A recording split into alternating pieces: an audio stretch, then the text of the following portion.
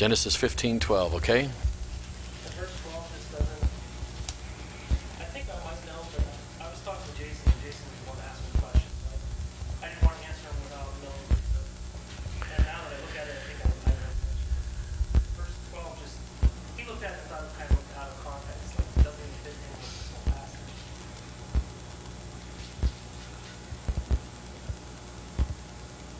So I wasn't sure exactly what all meant to get out there. I'm reading the verses before. Verse 10, and he took unto him all these and divided them into the midst and laid each piece one against another, but the birds divided he not. When the fowls came down upon the carcasses, Abram drove them away, and when the sun was going down, a deep sleep fell upon Abram, and lo, an horror of great darkness fell upon him.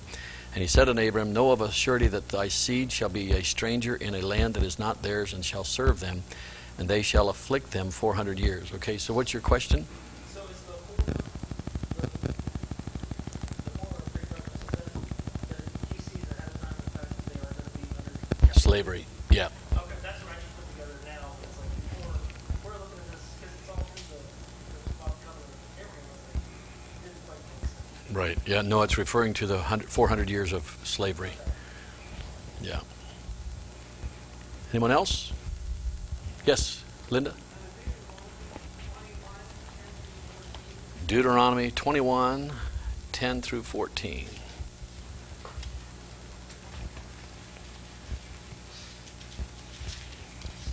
Through 14. When thou goest, oh boy, this is going to be good. I can tell already. Let's skip this. When thou goest forth to war against thine enemies, and the Lord thy God hath delivered them into thine hands, and thou hast taken them captive, and seest among the captives a beautiful woman, and hast a desire unto her, that thou wouldest have her to thy wife, then thou shalt bring her home to thine house, and she shall shave her head, and pare her nails, and she shall put the raiment of her captivity from off her, and she shall remain in thine house, and bewail her father and her mother a full month. And after that thou shalt go in unto her, and be her husband, and she shall be thy wife. And it shall be, if thou have no delight in her, then thou shalt let her go whither she will, but thou shalt not sell her at all for money. Thou shalt not make merchandise of her, because thou hast humbled her. What's your question?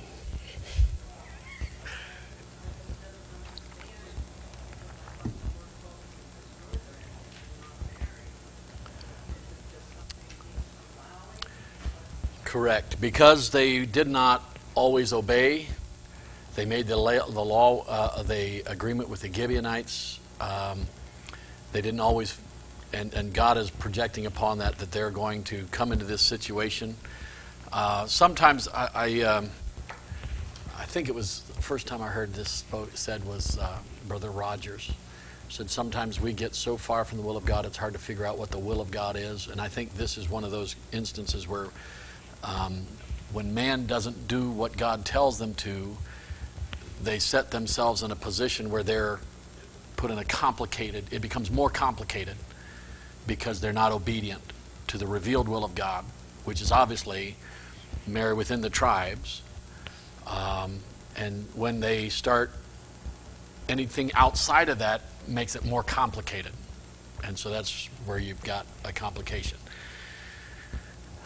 I mean, did you catch what was the primary factor in his determination? She was a beautiful woman.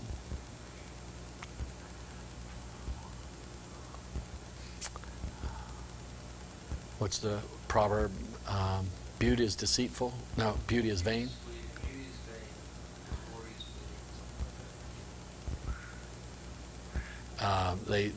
In a modern day sense, it's beauty is skin deep, but ugly goes all the way to the bone. But the thought is, and here's the problem, and as I've been studying Abraham and Jacob, Isaac and Jacob, when Isaac sent Jacob away to get a wife outside of the land where they were living, Esau goes and does exact opposite. Does exactly what he knows his dad is not going to like. And it kind of shows you why God wanted Jacob to be the one who would follow or be the nation builder, because Esau didn't have the heart for it. So it's hard when you step out of the will of God everything gets more complicated, harder to find. So that's not really an answer, but it is. You know what I mean? Doug? Putting that Pastor, verse 12. So why would she have to shave her head and pare her nails? Because if she was beautiful, doing all of that would. It would. It. I got to be careful. Why would she have her head shaved and pare her nails? So that the beauty is real. You know what I'm saying? It's beyond what somebody can do to themselves. I think I'll leave it there. Because he takes her because of her beauty. Yeah. And then she makes herself less beautiful. There's a part of me that wants to say that because sometimes how they deck themselves was according to their culture and their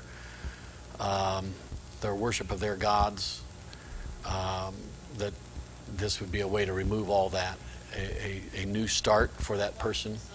Yeah, cleanse themselves. Besides, yeah. Anyway, I got to be careful how I make fun of. Not for Joyce's sake, but for others. That's what I'm trying.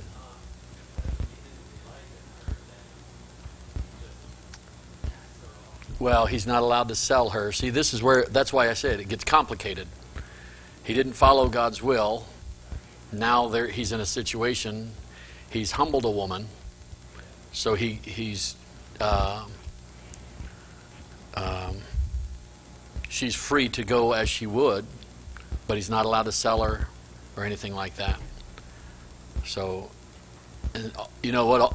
Huh? Absolutely. Now the question, now what happens to him? Can he remarry? See, it gets more complicated the further you get away from the will of God. And the big question, and that's why when Christ's time, by the time Christ comes along, the Pharisee, some of them believed you could get married for any displeasure that the wife had. Anything she did wrong. And I always heard it, she burned a meal, and that's why he got rid of her. And then there were those who were very strict. The Pharisees were much more strict and had higher regard than that. So, but it just makes it complicated. Yes, sir? I just picture my parents having to tell me stupid stuff, like don't do this. And it's something that you wouldn't ever have to imagine, so I'm saying out loud. But because I would do those stupid things, I had to make the stupid rules. Yes. I never thought I would have to tell my child, don't do this. And it's like, don't suck on a fish hook. You know, you never think you'd have to tell them. There's just... That's how I think this verse comes across. Yeah. Right. Here's what you do to get in this situation. Yes, very much so. All right. Any others? This is interesting. This has been good stuff. I didn't come here thinking I was going to talk about that. Doug?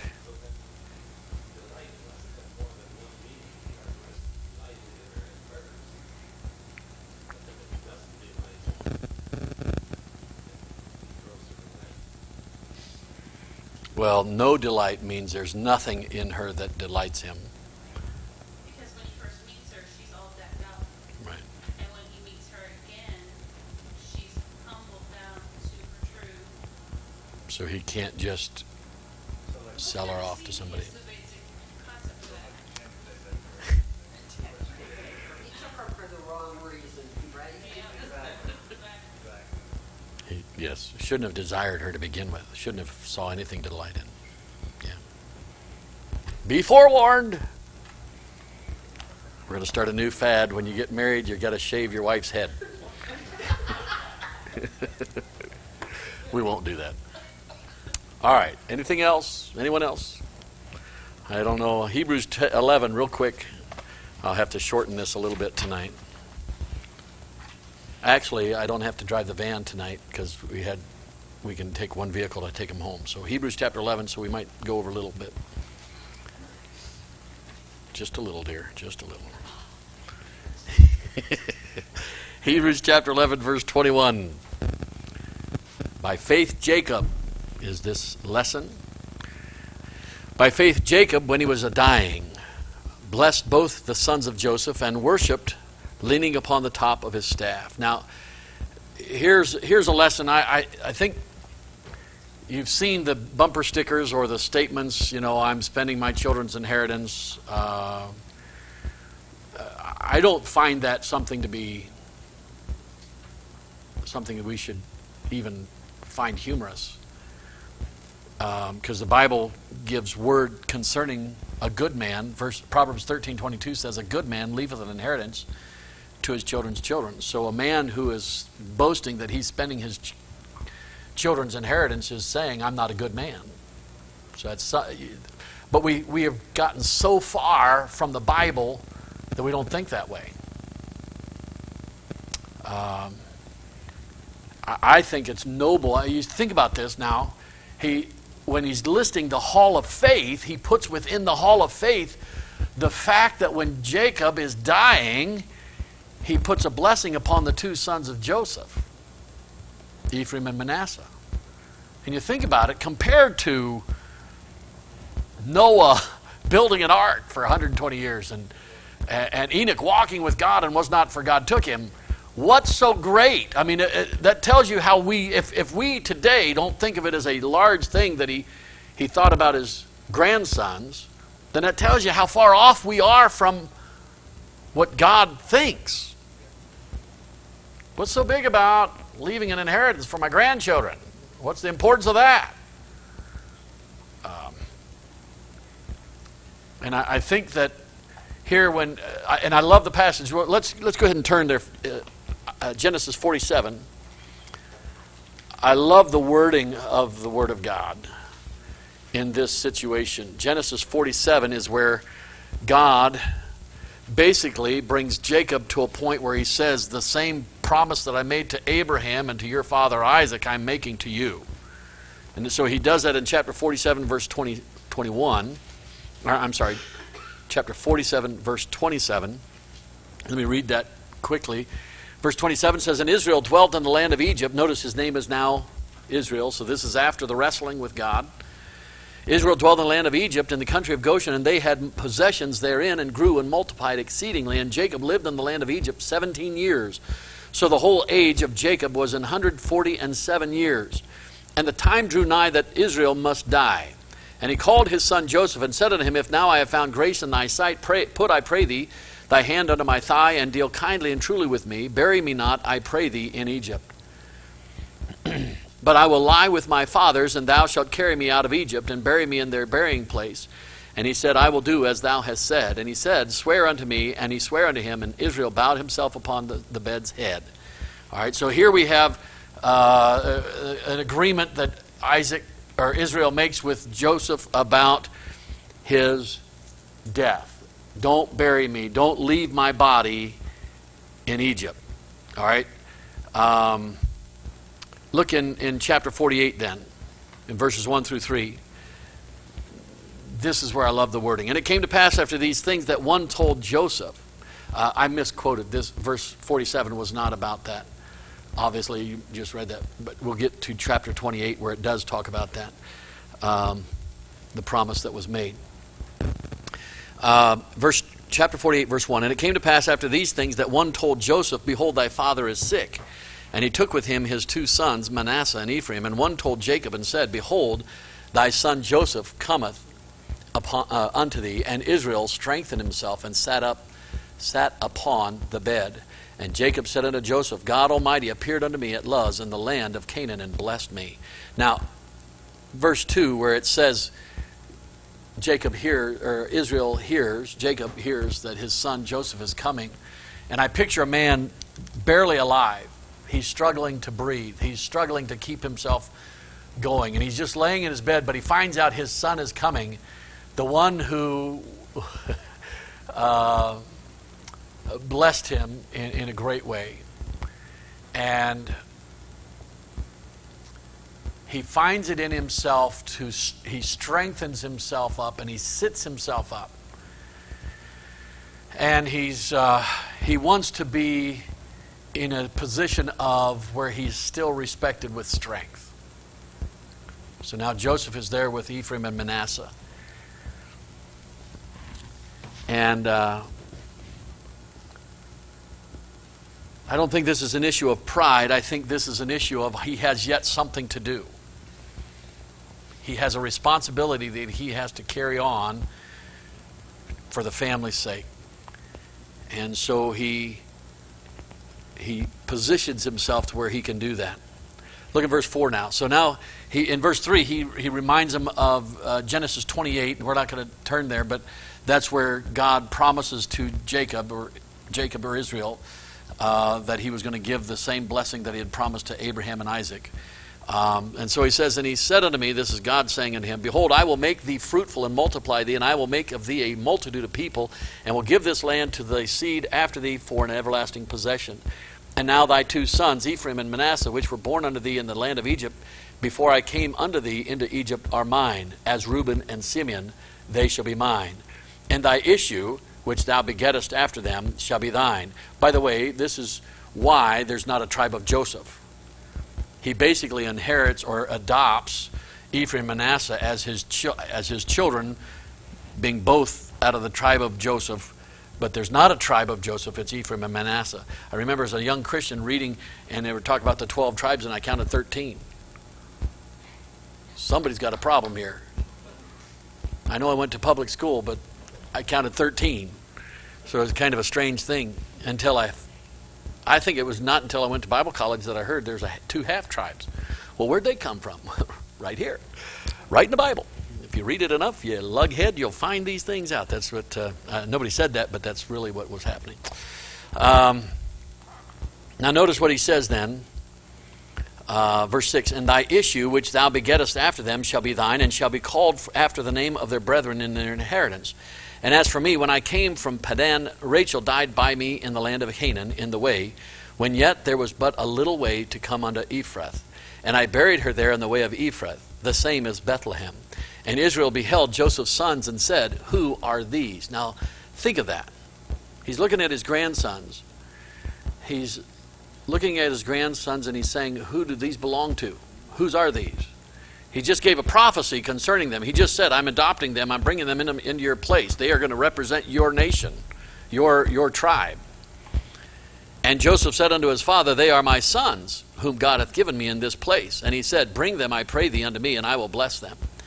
Now the eyes of Israel were dim for age, so that he could not see. And he brought them near unto him, and he kissed them and embraced them. And Israel said unto Joseph, I had not thought to see thy face, and lo, God hath showed me also thy seed. Now you think of what must have been in his heart.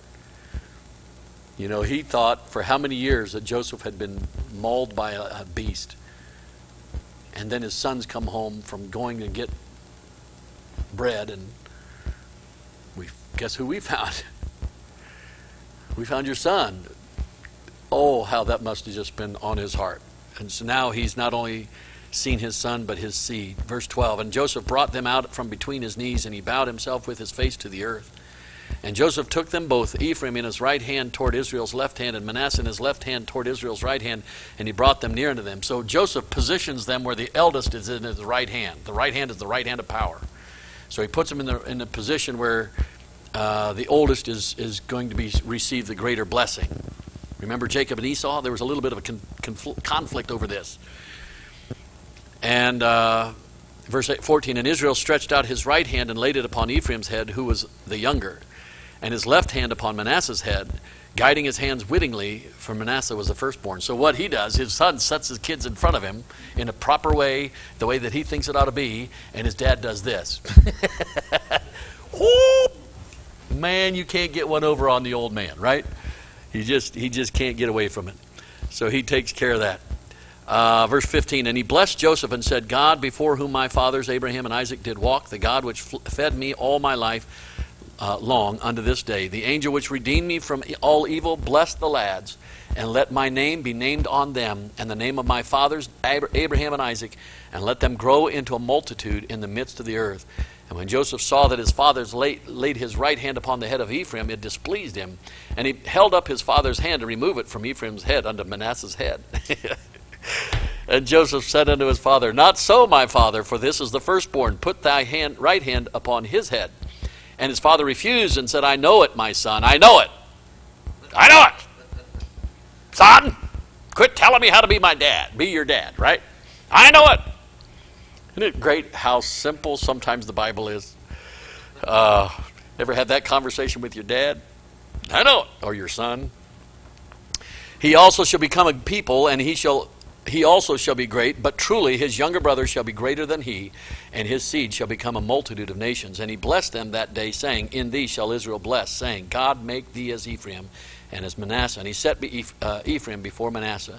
And Israel said unto Joseph, Behold, I die, but God shall be with you, and bring you again unto the land of your fathers. Moreover, I have given to thee one portion above thy brethren, which I took out of the hand of the Amorite with my sword and with my bow. So here we have, real quick, you think about this now. Out of the hall of faith, you're thinking about the great deeds that were done by people. Here, God puts a high value upon Jacob for recognizing at his death, at his point of dying, that he had to think about his grandchildren, that he had to think about their future, and he had to give a blessing towards them. So it was important to him. So that should make it important to us. If God says this was a man of faith and this is what he did, which we are acknowledging in Hebrews 11, then it's something that we should behold. It's something that we should take note of and should not just seek to dismiss it as inconsequential. So it says, by faith Jacob, back in Hebrews 11, when he was dying, blessed both the sons of Joseph and worshipped, leaning upon the top of his staff. And so he's. This is what I picture. If you get into commentaries, you have a bunch of conflict about whether he's talking about the bed or the staff. I have no problem seeing him leaning on his bed with a staff in his hand to hold him up. Why is that so difficult? And you got this guy saying this Bible's wrong because of that, and this Bible's wrong because of that.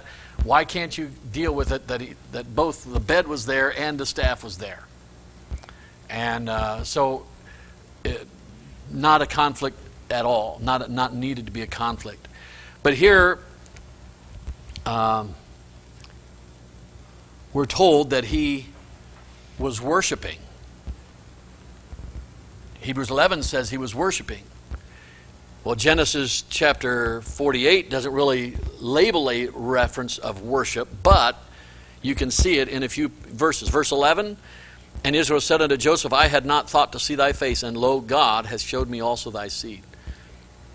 So in this point in time, Jacob could have been focused solely on his death. And what he's thinking about is what God gave him in his life. The blessing that God gave him in his life. The fact that he got to see his son again, but not only his son, but his son's children, his boys. So in that way, he was thankful. He was being thankful unto God, giving God the praise for giving him that in his life, to see that in his day. Look in verse 15 and 16 also. It says, and he blessed Joseph and said, God before whom my fathers Abraham and Isaac did walk, the God which fed me all my life long unto this day. So here in his dying moments, he's giving God the glory for having provided for him every day of his life. So there's another form of worship. Verse 16, the angel which redeemed me from all evil, bless the lads, and let my name be named on them, and the name of my fathers Abraham and Isaac, and let them grow into a multitude in the midst of the earth. Not only is he thinking about what God has blessed him with in this life, but he's thinking about the future of these two boys. And he didn't want just anything to happen to them. He wanted his blessing to be upon them. I think that shows a great reverence unto God. On visitation Tuesday night, we knocked on a door, and the boys could tell you about this, I guess, but there was an older man came to the door and said, I don't normally ask this, but I asked after I told him who we were from Grace Baptist. I asked, do you go to church anywhere? Well, no, not for a long time. And I said, well, sir, do you know what the Bible says, how you can know that you're going to heaven when you die? He says, well, that's been way back in Sunday school, which presumably meant he was a little child when he heard that.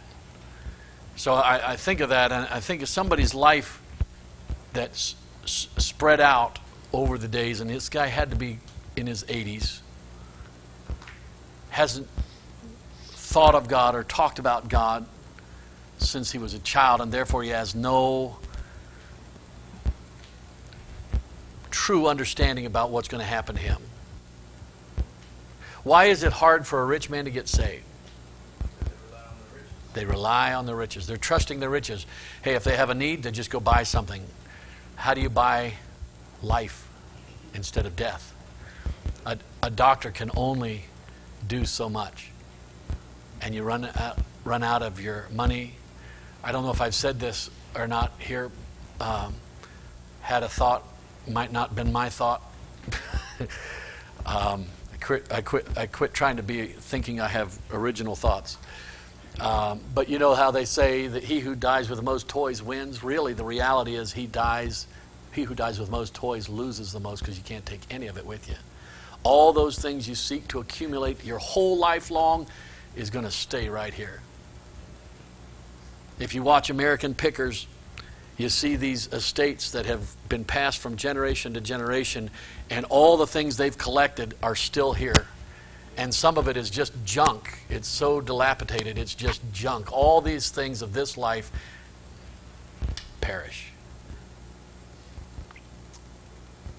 And Christ says that we're to lay up treasure in heaven, where moth and rust doth not corrupt, and thieves do not break through and steal.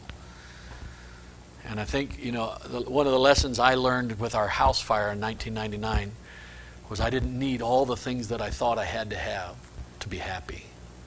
Bottom line, when it comes down to it all, my family was the most important thing. My immediate family, my wife, my kids. And Samuel rescued the dog. I could have done without the dog. I found out I could do without a cat. But there was something to the fact, as I'm watching everything burn that I own, I look down and have my kids, have my wife. I was blessed. And God's grace was sufficient. I couldn't explain the feeling I had. But God gives us an understanding of his blessing in those times. When Paul looks at his life and he says, I have fought the good fight, I have finished my course, I have kept the faith. He's looking over his life, and he doesn't allow himself to go back to his lost days when he did the wrong things. But he looks at his life as a saved man and what God gave him the ability to do. How many men would flee, as we were talking about the preachers who don't want to take a church if it doesn't have a full-time pay. Paul was a tent maker, made ends meet when he needed to. Yet when the poorest of churches, the Philippines, sought to help him, he wasn't too proud to take the help and acknowledge their help. He was gracious and even wrote them a letter to acknowledge their giving. And from that we have, I can do all things through Christ which strengtheneth me. We have some great scriptures because Paul was not selfishly thinking about his own demise. He was trying to set forward, and even Peter was told, when thou art converted, remember the brethren. And when he got through the disappointment that he must have felt about himself, that he had denied the Lord. How could I deny the Lord 3 times? And he finally one day says, I go a-fishing. He thought his ministry was over, and God says, do you have any meat? We've been toiling all night, hadn't caught anything. Throw it on the other side. Yeah, that's going to work. But as soon as they get a draught of fishes where the net's about to break and the ship's about to go down, they get on the shore. What do they find on the shore? Jesus has the fish on the fire. You don't have to work yourself to death to get what you want out of this life, because I can take care of those things. What you need to think about is what I want you to do. And so, Peter, lovest thou me more than these? Feed my lambs. Peter, lovest thou me more than these? Feed my sheep. Peter, yea, Lord, thou knowest all things. You know that I love you. Really? Feed my sheep. Don't think about yourself. Remember Peter standing with the Lord, and the Lord says, hey, I want you to know that one day you're going to be carried by 4 guys. You're going to die that way. It's going to be an awful thing. Peter's reaction is, what?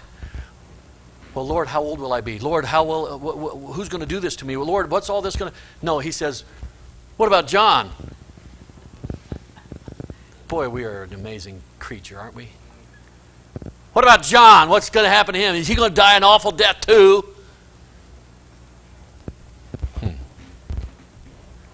It's amazing to me how petty we get. God says, by faith, Jacob, as he was a-dying. He wasn't thinking about himself. He was thinking about his grandsons. He was thinking about God's blessing upon his life, how good God had been to him. Oh, man, don't you want to die that way? Where you're still praising the Lord, giving him credit for all the good that has come of your life. And also you have an eye toward the future. What can I do for my whatever so that the name of God will still be glorified when I'm gone? I think that's what he means when he says, by faith Jacob, as he was a-dying. He was thinking about the right things. It's a lesson to us. A lesson to us. When you're going to die, we don't know. So we have to have that mindset at all times. Put ourselves in the right place. Amen. Let's go ahead and take some prayer requests tonight.